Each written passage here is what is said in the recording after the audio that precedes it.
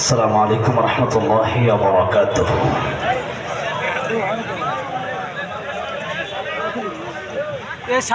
আসলে এইভাবে অনেক আগে স্টেজে উঠতাম, তবে আজকের এই প্রোগ্রামটা আমার কাছে স্মৃতিময় হয়ে থাকবে। বিশেষ করে এত বড় বড় ব্যক্তিরা, যাদেরকে আমি আল্লামা সাইদি রহমতুল্লাহ আলীকে ভালোবেসে, আল্লামা সাইদি রহমতুল্লাহ আলীর জন্য যাদেরকে বেশি ভালোবাসি, এর মধ্যে অন্যতম হচ্ছেন বগুড়ার আপনাদের সকলের প্রিয়, শুধু বগুড়া নয় সারা বাংলাদেশের প্রিয় মানুষ, জনপ্রিয় মুফাসসিরে কোরআন মাওলানা আব্দুল আমিন দামাত বারাকাতুহু। এই প্রোগ্রামটা যখন করবেন তখনই আমার সাথে কথা বলেছেন, আমি এতে নিজেকে ভাগ্যবান মনে করছি।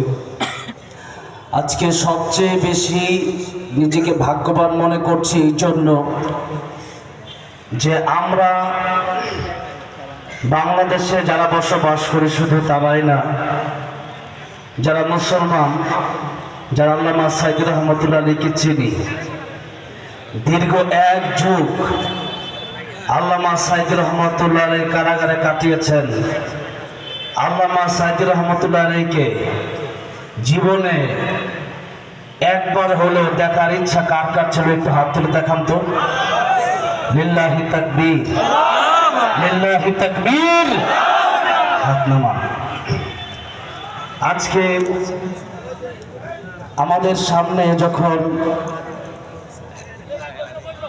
আল্লামা শামীম সাইদ হাফিজাহুল্লাহ এসেছিলেন, আপনাদের এই বাঁধ ভাঙা জোয়ার, আপনাদের এই আনন্দ, আজকে আপনারা আল্লামা শামীম সাইদ রহমতুল্লাহ, আল্লামা শামীম সাইদ হাফিজাহুল্লাহকে পেয়ে যতটা খুশি হয়েছেন, আমি শুধু কল্পনা করছিলাম। আর নাজমুল সাকিব ভাই আমাকে বলছিল যে আজকের এই প্রোগ্রামে যদি আল্লামা সাইদি আসতেন, মানুষ আল্লামা সাইদির জন্য জীবন দিয়ে দিত, ঠিক কিনা বলে? আল্লামা সাইদি রহমতুল্লাহ আলাইহি মরে নাই, আল্লামা সাইদি রহমতুল্লাহ আলাইহি মরে নাই। আল্লামা সাইদি রহমতুল্লাহ আলাইহিকে জালেম স্বৈরাচার করেছিল, শহীদ করেছে, ঠিক কিনা বলে?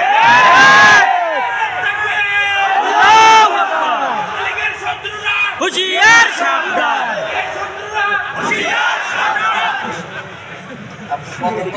তার কসম করে বলছি, বাংলাদেশে সবচেয়ে বেশি আমি ভালোবাসি আল্লামা সাইদিকে। আপনারা ভালোবাসেন কি বাসেন না? আজকের এই বগুড়া এত সুন্দর মাহফিলের এই ধারা রেখে গেছেন আল্লামা সাইদি রহমতুল্লাহ আলাইহি, ঠিক কিনা বলে?